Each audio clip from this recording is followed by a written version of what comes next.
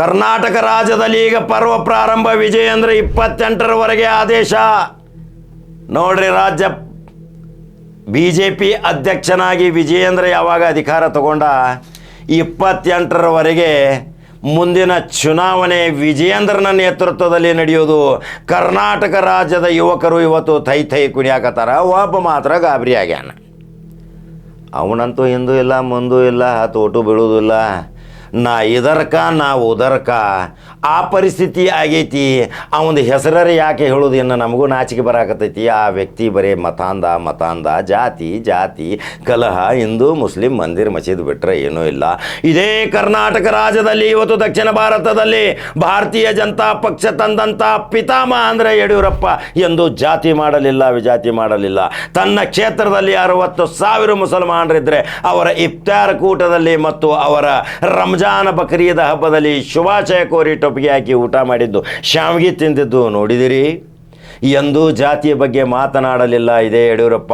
ಅಂಥ ಪವಿತ್ರ ಯಡಿಯೂರಪ್ಪನಿಗೆ ಪವಿತ್ರ ಮಗ ಹುಟ್ಟ್ಯಾನ. ಅವನೇ ವಿಜಯೇಂದ್ರ. ರಾಜ್ಯದ ಭಾರ ಇವತ್ತು ಸಂಭಾಳಿಸಾಕ ಹೊಂಟಾನ. 224 ಕ್ಷೇತ್ರದಲ್ಲಿ ಈಗ ಮತ್ತೆ ಶಕ್ತಿ ಬಂತು ವಿಜಯೇಂದ್ರನಿಗೆ. ಇವತ್ತು ಚಾಮರಾಜನಗರದಿಂದ ಬೀದರ್ವರೆಗೆ ಇವತ್ತು ಪ್ರಯಾಣ ಮಾಡ್ತಾನ. 150 ಸೀಟ್ ತರುವಲ್ಲಿ ಇದೇ ವಿಜಯೇಂದ್ರ ತಲ್ಲೀನ ಆಗತಾನ. ಯಾಕಂದರೆ ಕೇಂದ್ರ ಸರ್ಕಾರದ 29ರವರೆಗೆ ಐತಿ, 28ರವರೆಗೆ ಆ ಸರ್ಕಾರದ ಬಲದಿಂದ ಇವತ್ತು ವಿಜಯೇಂದ್ರ ಎಲ್ಲಿ ಹೋದಲ್ಲಿ ಇವತ್ತು ಜನ ಭಾಳ ಬೆನ್ನ ಹತ್ಯಾರ. ವಿಜಯೇಂದ್ರನಿಗೆ ಒಂದು ಶಕ್ತಿ ಐತಲ್ರಿ. ವಿಜಯೇಂದ್ರನು ಬಾಯಲ್ಲಿಯೂ ಸಹಿತ ಯಾವುದೇ ಜಾತಿ ಗೀತಿ ಮಾತಾಡೋದಿಲ್ಲ. ನೋಡ್ರಿ, ಮಂದಿರ ಮಸೀದ್ ಬಗ್ಗೆ ಮಾತಾಡೋದಿಲ್ಲ. ಕೆಲವು 4 ಜನ ಅದಾರ ಭಾರತೀಯ ಜನತಾ ಪಕ್ಷದ ಕರ್ನಾಟಕದಲ್ಲಿ, ಅವರಂತೂ ಈಗ ಮನೆ ಹಿಡ್ದಾರ.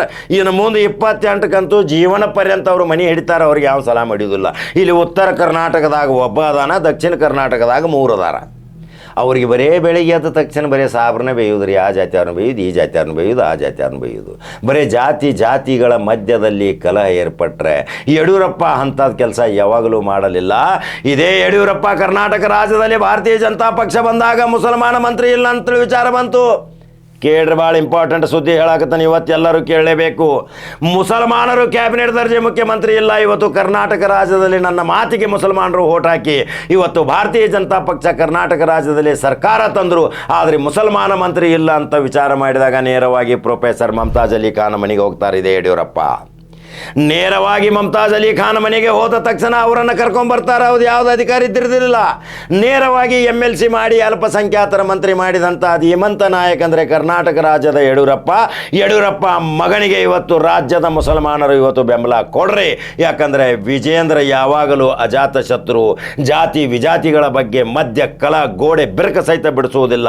ಅಂಥ ವ್ಯಕ್ತಿಗೆ ಇವತ್ತು ರಾಜ್ಯದ ದರ್ಬಾರ ಕೊಡುವ ಸಲುವಾಗಿ ಇದೇ ಮುಸಲ್ಮಾನರು ವಿಚಾರ ಮಾಡ್ತೀರಿ. ನಿಮಗೇನು ಆದೇಶ ಮಾಡಾಕತ್ತಿಲ್ಲ, ವಿಚಾರ ಮಾಡ್ರಿ ಅಂತ ಹೇಳಾಕತ್ತೀನಿ. ಯಾಕಂದರೆ ನೀವೇನು ಯಾವ ಮತ ಯಾರಿಗೆ ಹಾಕಬೇಕು, ಏನು ಹಾಕಬೇಕು ನಿಮ್ಮ ವಿವೇಚನೆಗೆ ಬಿಟ್ಟ ವಿಷಯ. ಆದರೆ ನಮ್ಮ ರಾಜ್ಯದಲ್ಲಿ ಶಾಂತಿ ಇರಬೇಕು, ಅಶಾಂತಿಯ ವಾತಾವರಣ ಇರಬಾರ್ದು, ಪ್ರಚೋದನಾತ್ಮಕ ಭಾಷಣಗಳ ನಮಗೆ ಬರಬಾರ್ದು, ಯಾವ ಮೌಲ್ವಿ ಸಹಿತ ಪ್ರಚೋದನ ಮಾತನಾಡಬಾರ್ದು, ಯಾವ ರಾಜಕಾರಣಿ ಮಾತಾಡಬಾರ್ದು, ಯಾವ ಮಠಾಧೀಶ ಸಹಿತ ಮಾತಾಡಬಾರ್ದು. ಎಲ್ಲರೂ ಎಲ್ಲ ಧರ್ಮಗಳನ್ನು ಗೌರವಿಸುವಂಥ ಸಂಕೇತ ತಂದರೆ ಕರ್ನಾಟಕ ರಾಜ್ಯದಲ್ಲಿ ಕ್ರಾಂತಿ ಆಕೈತಿ. ಅದು ವಿಜಯೇಂದ್ರದಿಂದ ಆಕೈತಿ. ಹಂಗಾದ್ರೆ ವಿಜಯೇಂದ್ರಗೊಂದು ಲೈಕ್ ಮಾಡ್ತೀರಿ. ಯುವಕದಾನ ಗಟ್ಯದಾನ, ಅನೋನ್ಯ ಸಂಬಂಧ ಇಟ್ಕೊಂಡಾನ. ಈಗ ಬೀದರ್ದಿಂದ ಪ್ರಾರಂಭ ಆಕೈತಿ, ಚಾಮರಾಜನಗರವರೆಗೆ ಮುಕ್ತಾಯ ಆಕೈತಿ. ಮತ್ತು ಚಾಮರಾಜನಗರದಿಂದ ಬೀದರ್ವರೆಗೆ 2.5 ವರ್ಷದಲ್ಲಿ 3 ಸಲ ಅಡ್ಡಾಡಿದರೆ ಸಾಕು ವಿಜಯೇಂದ್ರ ಮುಖ್ಯಮಂತ್ರಿ ಆಗೋ ಕನಸಂತೂ ನನಸ ಆಗತೈತಿ. ಇದೇ ಇವತ್ತಿನ ವಿಶೇಷ ಸ್ಟೋರಿ. ಹಂಗಾದ್ರೆ 28ಕ್ಕೆ ಕ್ರಾಂತಿ ಮಾಡ್ತಾನ ವಿಜಯೇಂದ್ರ.